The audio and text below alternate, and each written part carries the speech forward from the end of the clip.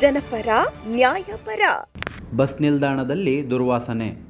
ಮಂಚೇನಹಳ್ಳಿ ಸಾರ್ವಜನಿಕರು ತಿರುಗಾಡುವ ಹಾಗೂ ಆಟೋ ನಿಲ್ದಾಣದ ಮುಂಭಾಗದಲ್ಲಿ ಶೌಚಾಲಯದ ಮುಂದೆ ಮತ್ತು ಹಿಂದೆ ಚರಂಡಿ ತೆರೆದ ರೀತಿಯಲ್ಲಿದ್ದು, ಶೌಚಾಲಯದಲ್ಲಿ ಪುರುಷರು ಮೂತ್ರ ವಿಸರ್ಜನೆ ಮಾಡುವ ಸ್ಥಳವಾಗಿದೆ.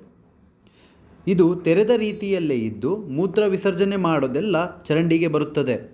ಇದರಿಂದ ದುರ್ವಾಸನೆ ಹೆಚ್ಚಿನ ಪ್ರಮಾಣದಲ್ಲಿ ಹರಡುತ್ತಿದೆ.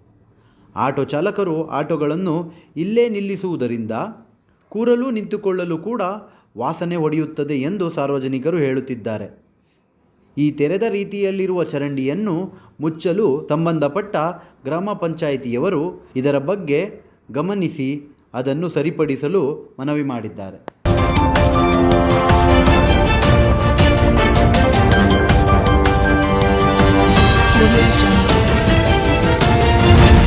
ತುಮಕೂರು ಫಸ್ಟ್ ಕ್ರೈಮ್ ನ್ಯೂಸ್, ಜನಪರ ನ್ಯಾಯಪರ.